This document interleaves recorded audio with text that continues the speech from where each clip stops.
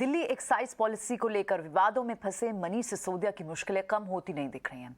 खबरों की माने तो सीबीआई की रेड के बाद अब ईडी मनी लॉन्ड्रिंग मामले की जांच कर सकती है।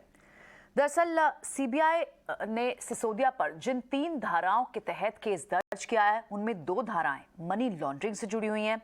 ईडी दिल्ली सरकार की एक्साइज पॉलिसी को तैयार करने और उसे लागू किए जाने से जुड़े मनी लॉन्ड्रिंग के पहलुओं की जांच शुरू कर सकती है।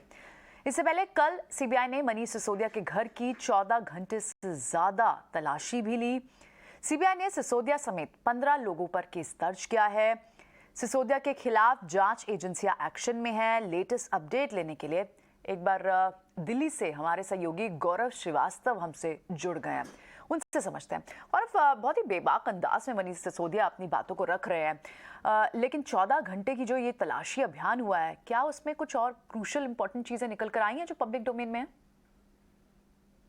दिल्ली के उप मुख्यमंत्री मनीष सिसोदिया के घर सीबीआई की 14 घंटों की रेड के बाद आज अगले दिन तमाम आशंकाएं जो हैं वो इस वक्त घेरे हुई हैं। डिप्टी सीएम मनीष सिसोदिया के घर के बाहर हम मौजूद हैं, जो कि मथुरा रोड पर है। और अगर आप देखें तो यहाँ पर सीआरपीएफ के जवान जो है उनकी तैनाती की गई है। इस पूरी रोड को जो है बैरिकेड करके बंद किया गया है। अब सवाल ये है कि सीबीआई की कार्रवाई के बाद क्या इन्फोर्समेंट डायरेक्टरेट की भी एंट्री इस केस में होगी, क्योंकि इस मामले में जो एफआईआर दर्ज हुई है उसमें 3 अलग अलग धाराएं जो हैं वो लगाई गई हैं, जिनमें आईपीसी की 120 बी और 477 ए और साथ ही साथ प्रिवेंशन ऑफ करप्शन एक्ट की धारा 7 लगाई गई है।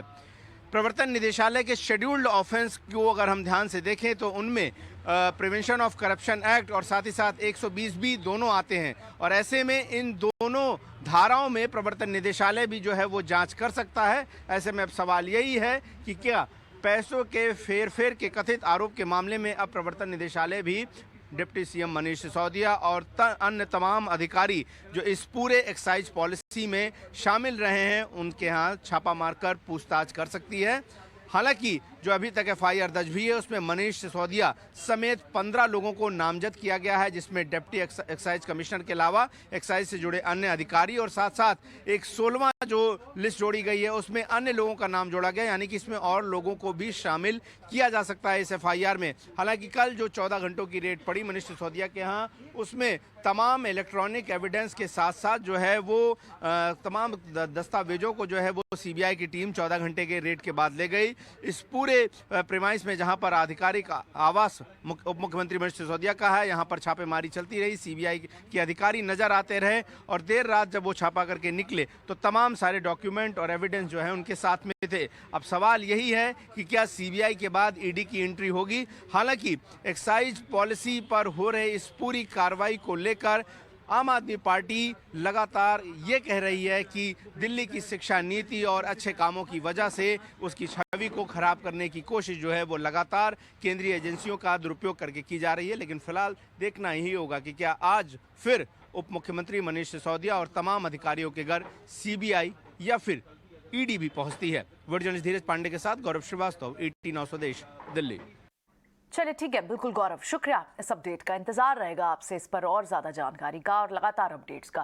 लेकिन मनीष सिसोदिया ने सीबीआई रेड के बाद क्या कहा है? उन्होंने कोई गलत काम नहीं किया, ऐसा कहा है। इसलिए साथ ही ये भी कहा कि वो किसी से डरते नहीं है। आइए एक बार सुनवाते हैं आपको। वो भी सीज करके ले गए, मेरा फ़ोन जो था पर्सनल वो भी सीज करके ले गए हैं। हमारी फैमिली ने पूरा सहयोग दिया जांच में और आगे भी जो जांच होगी इस पूरे मामले में हम पूरा सहयोग देंगे। हमने कुछ गलत नहीं किया, हमने कहीं कोई भ्रष्टाचार नहीं किया, इसलिए हम डरते भी नहीं हैं। हम जानते हैं कि सीबीआई का दुरुपयोग किया जा रहा है, सीबीआई को ऊपर से यूज़ किया जा रहा है, ऊपर से कंट्रोल किया जा रहा है। दिल्ली सरकार के अच्छे काम रोकने की कोशिश की जा रही है।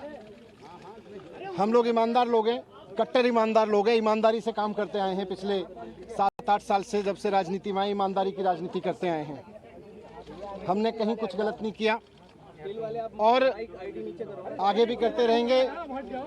हमने बहुत ईमानदारी से काम करते हुए दिल्ली में स्कूल बनवाए हैं और लाखों बच्चों का भविष्य संवारा है।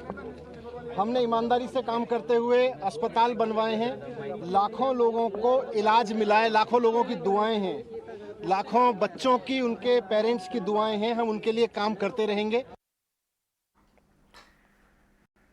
चलिए, तो ये तो मनीष सिसोदिया की बात है। हालांकि इस जांच में कई सारे दस्तावेज और इलेक्ट्रॉनिक अप्लायंस गैजेट्स हैं जो जब्त किया गया है और उनसे लगातार छानबीन के बाद कुछ निकल कर आएगा। लेकिन